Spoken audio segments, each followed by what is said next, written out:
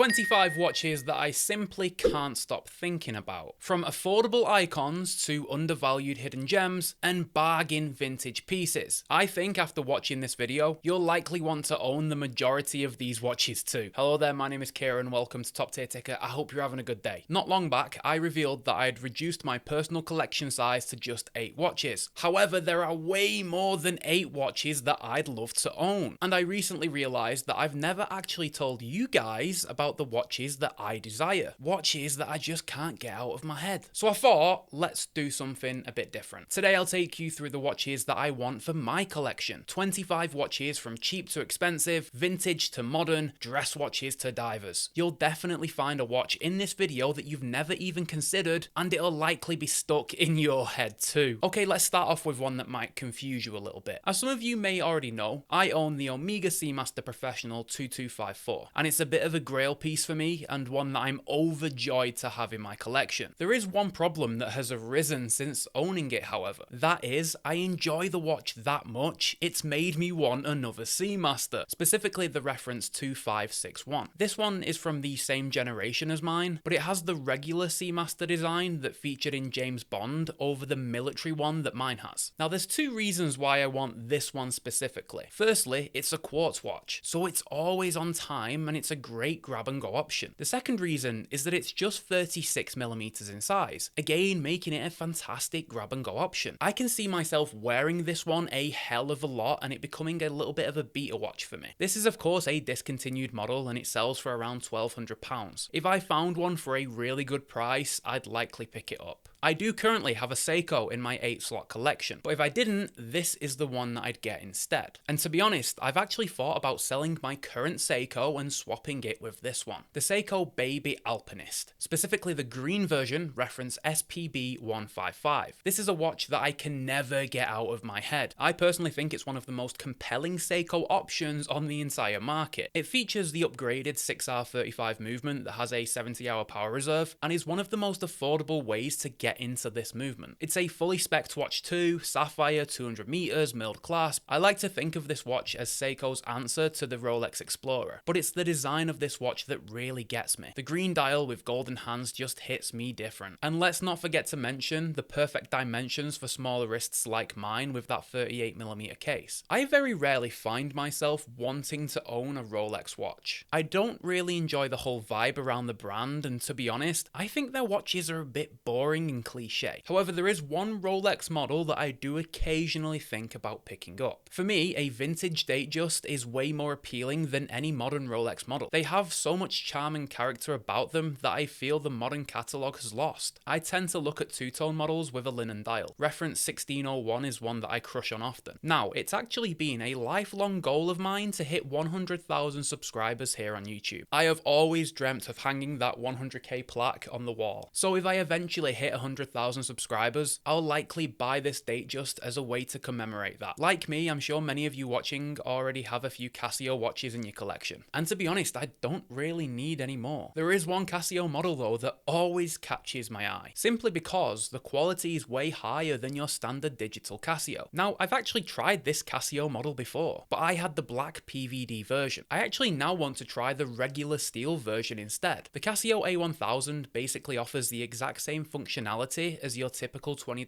Casio. However, this model features a full stainless steel construction over the usual plastic. It also features a much higher quality mesh bracelet than you'll find on cheaper Casios. Now, it doesn't offer me any additional functionality in terms of the module used inside, but the finishing on the watch and the quality over a regular Casio is what keeps this one inside of my head. Now, the funny part is this watch is only £60, so I could just go out and buy it right now, but something always stops me hitting that place order button. Now, this next watch is a super new crush, but it has been firmly stuck in my head for the past couple of weeks. I've always enjoyed the idea of owning a Cartier tank. I often find myself looking at older models as they have a bit more character to them, but I can never find an exact model that captures my interest. Step up, the Cartier Santos Galbi. I always dismiss this watch because of its 29mm case diameter, but I learned recently because it's a rectangular piece with a squared dial, it will wear much larger than the size suggests. Also, it's a Cartier. so it being a bit smaller than other watches I might wear is kind of the point here. But I do always struggle to see the value in Cartier watches. This Santos, for example, would set me back around £3,000, which is a lot of money for a quartz watch that only has 30 meters of water resistance. I know for a fact, however, that I would wear the absolute life out of this watch if I did pick one up. I'd wear it slightly loose and just go about my day looking as sharp as a tack. Now, I would already own this next watch if it didn't come with one huge problem. I love the idea of owning an original Dirty Dozen watch from World War II, and it's actually possible. You can find great examples on pre-owned websites for well under £2,000, but there's a couple of issues to consider. Firstly, I'm not too educated on exactly how to spot a fully original piece, but the main issue with real Dirty Dozens is that they're actually dangerous to own. They used radium for the lume on the dial and hands, which is the most radioactive naturally occurring substance on the planet. These watches still give off a large amount of radiation because of the half-life of radium. Sporadically wearing the watch likely wouldn't cause any issues, but if you somehow manage to ingest a bit of the flaky, dried up lume, well, let me tell you, that's a bad day. I absolutely love the idea of owning one of these watches, but I'm a little scaredy pants that doesn't want to have radium in my bones. Now, I know that it's a common human instinct to kind of want what you can't get, so maybe that's why I want this next watch so much. I got hands on with this exact watch at the British Watchmakers Day in London, and I was actually hoping to buy this watch on that day, but the brand had done a massive pre-order window just before the show, and they had zero stock for sale. Most look at the Watermelon by Studio Underdog as the most desirable model, and it's a cool watch, but it's not the one for me. I much prefer the vibe that the goofy Panda delivers, which is strange given that I'm a collector who usually loves a bit of colour and energy in my collection. I just think that you can't beat a classic black and white chronograph. They're just so versatile and look effortlessly cool, and that's exactly how I describe this goofy Panda. It's a seriously good looking chronograph that isn't taking itself too seriously, and obviously the ST19 in the back of it is an absolute pleasure to look at. I am 100% going to pre-order one of these when the next pre-order window opens. Now, I've never really loved the idea of owning an IWC watch. It's a brand that just doesn't really excite me, but they do have one watch that I have considered adding to my collection on multiple occasions. Generally speaking, their Pilot Watch series is just a bit boring for me, specifically the ones with printed numerals on black dials. There's one Spitfire model though that delivers a lot more detail and a unique feature that I think is worth a mention here, specifically the reference 3251 that has a silver dial. This IWC actually has some different finishes amongst the dial surface. It has applied numerals, and it even features a GMT complication. However, instead of your typical 4th GMT hand, we instead have a cutout on the lower dial that displays the second time zone on a rotating disc. This fairly unique GMT feature is the main selling point for me. I think 4 hands can sometimes look a bit messy, and this IWC certainly looks clean whilst also delivering plenty of detail. Now, this next watch has actually been on my watch list for almost 3 years now, and I'm not sure why I haven't picked it up yet because it's not expensive or anything. It is a little bit harder to find now though, as it's an older model that has been discontinued. The Citizen Nighthawk was one of the very first watches I came across when I started learning about watches, but I did dismiss it at first because of its larger size. But I have now come to appreciate watches of all different shapes and sizes. And like the IWC earlier, it features an abstract way of displaying a second time zone. This time though, the Nighthawk does feature a 4th GMT hand. However, it does not operate on a traditional 24-hour scale. It features a small dual-layered register where the GMT hand takes turns every 12 hours to display the second time zone on the left-hand side of the dial. The design of this hand also features a tip shaped like an aeroplane, which is a quirky touch given this watch's aviation intentions. I'm always surprised here on YouTube by the absolute lack of love Breitling gets as a brand from watch enthusiasts, because I think their designs are unique and fun enough to deserve some respect, not to mention the great history of the brand. I, however, am a collector who is a big fan of Breitling. They produce many models that I would be happy to have in my collection. I think it's fair to say that Breitling has a bit of a reputation for creating humongous pieces. This Breitling Colt Ocean model, reference A17380, is a bit of a hidden gem. It offers all of the usual Breitling DNA that makes the brand so recognizable. However, it's delivered in a much more palatable 41mm case size, with that all-important lug-to-lug measurement coming in at just 49mm. But the most impressive part is how they've managed to achieve a 500-meter water resistance rating with just a 12.5mm thick case, making this Breitling Colt Diver a proper proper tool watch that can actually be worn on an average size wrist. Now this next one will probably give you a bit of a shock, but it's genuinely a watch that I consider picking up for my collection quite often. Most dismiss Ciga design watches due to their poor marketing and very quirky designs, but they have one model that I think is a fantastic pick amongst the catalogue. I think this watch stands out to me personally because it plays on both traditional watchmaking and the modern market at the same time. Ciga Design made a watch that is shaped and styled like the infamous Apple Watch. They took the shape of the case, lugs, crystal, but popped inside of it a traditional mechanical movement. And they've also left the movement on full display with its skeletonized construction, meaning that some people would look down at your wrist expecting to see a smartwatch and be greeted with the beauty that is a mechanical watch movement. I love the juxtaposition that this watch offers. It's almost like an artistic statement on contemporary watchmaking. The one thing that does put me off this model is the 22mm lug opening. I've never really enjoyed the Speedmaster Professional as much as other collectors. Don't get me wrong, it's a beautiful watch with a near perfect design, but there's something about it that I just find a tad boring. However, I do think that the Speedmaster family has some hidden gems. One of my personal favourites is reference 3511. This Speedy features a tri-compax layout that is off to the left, with the date and branding occupying the right of the dial. I typically prefer chronographs with this layout, as it doesn't obscure the logo or branding of the watch. I know it's not as aesthetically pleasing in terms of symmetry, but I think it delivers a better balance. This Speedy reference also features a fully integrated automatic chronograph movement, whereas the Speedy Pro is only manual wind. Also, the case size at 39mm would work much better on my wrist than the 42 of the Pro, and generally speaking, I just think the design of this model is a bit more fun and unique. This next watch is a fairly new release that I've had my eye on since day one, and if I didn't already own an Orient dive watch, I would 100% own one of these. I'm sure many of you already know how much I love my Orient Casio, so naturally I'm a big fan of the Orient dive watch family, but I think they absolutely smashed it with the recent release of the Orient Mako 40. This watch basically delivers what my Casio does in a smaller case size. The sapphire crystal remains, the in-house automatic movement, the 200m water resistance rating. However, the case diameter is now 40mm with a 20mm lug width. These are what most people consider perfect dimensions for a dive watch. The only thing holding me back from swapping from my Casio to this Mako 40 is the dial options. I adore the dynamic burgundy of my Casio. It's a colour that is rarely executed so well, so although the Mako 40 would fit me slightly better, the Casio is safe for now. The vintage market for me is way more exciting than the modern market, because if you put some time in and go digging, you can seriously find some hidden gems that nobody talks about. I've been after this next watch for almost a year now, but one hasn't yet popped up for sale, at least in good condition. This vintage Zenith Sporto to me is a proper cool vintage piece. It's not your typical 34mm dress watch, instead this piece features a contemporary 37mm case diameter, but inside this watch is a legendary Zenith movement. The 2562 is held in high regard by Zenith collectors, with its high beat rate and manual wind action, but for me it's the beautiful blue dial that makes this watch so compelling. A lot of other watches from this era haven't aged too well. This particular model though has seemingly got better with time. The one problem here is just that it's simply too hard to find, and probably a little bit harder now I'm talking about it in this video. But this watch has been on my watch list for a long time, and I will eventually pick one up, fingers crossed. My favourite watch from popular micro brand Baltic is likely one you wouldn't expect. I think most would look towards the Micro Rotor series as the most compelling watch from Baltic, and I think in terms of value and maybe even design, you might be right. However, it's the HMS series that would fit my style and collection the best, specifically the silver dial versions. These watches are almost a hybrid between a dress and pilot, with sector dials and beautiful leaf hands. I just see so much versatility in this watch. A leather strap would make it an excellent formal option, with a NATO strap making it the perfect casual counterpart. The only real thing holding me back from picking this watch up is the movement. It features a basic Miyota 8000 series, which in my opinion is kind of bottom of the barrel when it comes to affordable watch movements. This is of course reflected in the price, with it being the most affordable Baltic watch, but I would be all over this piece if it had a Miyota 9039 for example. For some reason I tend not to enjoy the look of super busy dials that are packed with complications, but sometimes I'll find a model that just sticks with me, and then I get what all the fuss is about. This Oris is from the early 2000s, and Oris dubbed this model the Oris Complication. This watch borrows all of the classic design elements you'd find on a legendary pointer date. However, it somehow added 3 subdials and a moon phase register without destroying the aesthetic. Yes, this Oris features a mechanical calendar complication, one which is usually only found on super high-end and expensive watches. And although the bottom subdial looks like a regular 24-hour register, this can actually be independently set, allowing for this watch to have a second time zone. I just think that this neo-vintage Oris offers a hell of a lot for the cash. Calendar, moon phase, second time zone, whilst also delivering a ton of the Oris DNA that we have come to love and enjoy. Again, this is a watch that is a bit harder to find, but it's absolutely on my watch list and will be a future edition. This next watch is one that I've added to my basket on a few different occasions now. This is a fairly affordable watch by Bulova. It combines aviation and classic military aesthetics together to create a very cool looking piece. What makes this watch so cool to me is that it actually features two inner rotating bezels. One that gives you the ability to track a second time zone, and the other is your classic timing bezel. Each is independently operated by its own crown on the right hand side of the watch, making this watch look like a chronograph without the timing registers on the dial. The one thing holding me back on this one is the spec sheet. This watch is a bit big with its 42mm case size and 14mm thickness. Then throw in the basic Miyota 8000 and it's a watch that isn't too competitive with the rest of the market. It's purely the appreciation for the design that keeps me coming back to this one. There's one traditionally styled GMT that I'd love to have in my collection. Some may call this watch an Explorer 2 homage, and I wouldn't argue too heavily against that, although I do think this watch has enough originality to be considered its own thing. And I personally think this is one of the most compelling mechanical GMTs on the market. This is the C63 Sealander GMT by Christopher Ward, and I fell in love with this watch after getting hands-on with it at a watch show earlier this year. It's somewhat your classic sporty dive style GMT, but I personally appreciate the unusual bezel to dial ratio, with the brushed steel bezel being much thinner than you typically see with a GMT watch. This one stood out to me immediately after handling it. I could instantly feel the quality of the watch. The shape of the case was exceptional, and I think the dial design has perfect balance. This next Omega is one of the most compelling options if you want a go anywhere, do anything piece that is packed with iconic design. And yes, this is a neo-vintage piece, meaning that you can score these for absolutely insane prices on the secondary market. Now technically this watch is part of the Seamaster family, although it's sort of a transition watch between the old school dressy Seamaster and the modern super sporty diver, meaning that it shares elements from both aspects, making it a truly versatile watch. But the main thing is, it's still packed with Omega genetics. It has the wave pattern dial, skeletonized hands, folded lugs, and even the contentious Seamaster bracelet. Yet the indexes, dial color, and case shape dresses the watch up slightly. But we also have a luminescence, 120 meters of water resistance, and a sapphire crystal offering some practicality. This is an Omega watch that I barely see getting any love from collectors, but I think it's a super compelling Garda watch that I just can't get out of my head. Now this next one is a bit of a strange one because I've actually already owned it in the past. I've talked previously about my regret for selling my beautiful Yama Rallygraph. This racing chronograph delivered the perfect bicompax panda aesthetic for under $500. It featured fantastic dimensions with its 39mm case diameter and 20mm lug width, and the Mecha Quartz movement offered a mechanical experience with the accuracy of a Seiko quartz module. I was downsizing my collection at the time and very stupidly let my Rallygraph go. I was planning on bringing in the Speedmaster automatic that we featured earlier, but that never materialized, meaning that I'd let go of my Rallygraph without any replacement. Truth be told, it's almost been 2 years now and I still haven't replaced the Rallygraph. The Rallygraph has left a gap in my collection that I've struggled to fill. I'm hoping that the Studio Underdog Panda might do it, but I might just end up back with a Rallygraph in the future. Most people think of this era of Breitling as a huge failure, but I think this specific Breitling model is a huge win that doesn't get enough love by collectors. I think that most don't like the look of this watch because of the dual digital display that divides the dial, but for me that gives the watch a ton of functionality that genuinely elevates it above competition. This aerospace model is designed to be a proper aviation tool. Its quartz movement is packed with complications to help the pilots navigate travel with ease, all of which is impressively operated by a singular crown. This piece would be a great addition to my personal collection. It simply offers something that I don't yet have and I've never really owned. I can picture myself having a ton of fun playing around with different straps on this watch too, and I'm very close to picking this one up for my collection currently. I expect to own this watch by the end of the year. I know I frequently mention spec as an important factor, and it's definitely important to consider, but sometimes the design of a watch is just that perfect. I couldn't care less about the value for money. This is a limited edition watch by Doxa. It's part of the sub 300 family and it's called the Clive Cussler. Now I'll be honest, I don't know much about Clive Cussler. I'm not a big reader and I think he was before my time. But let me tell you,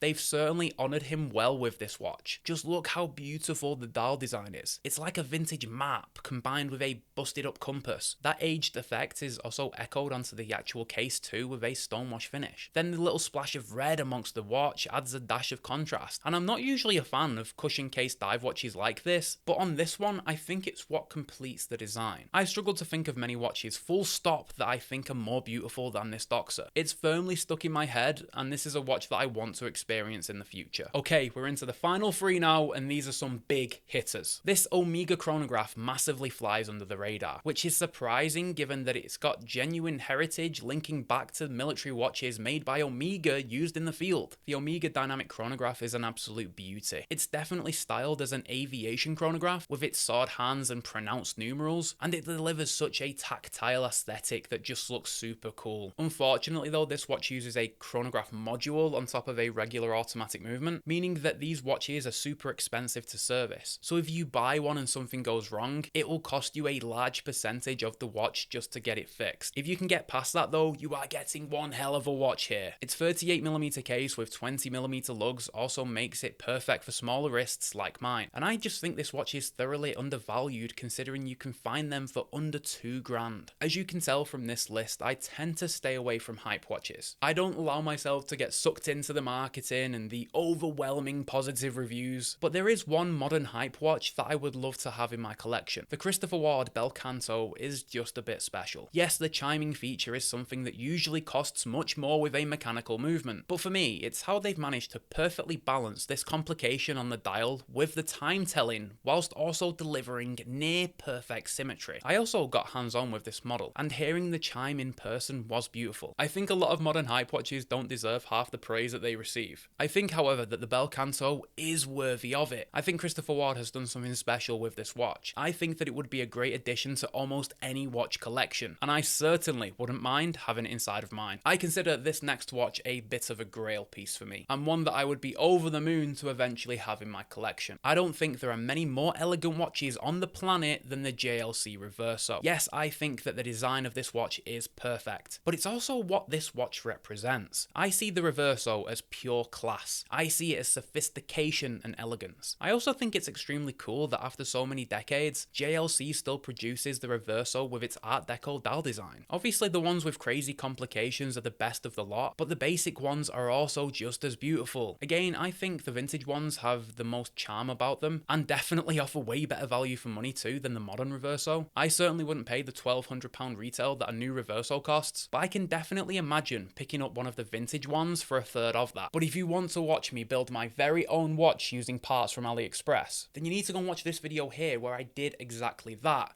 I built it for $100, something went wrong, but it was good fun. Go and check it out. Go and watch it, I'll see you over there guys. Bye for now.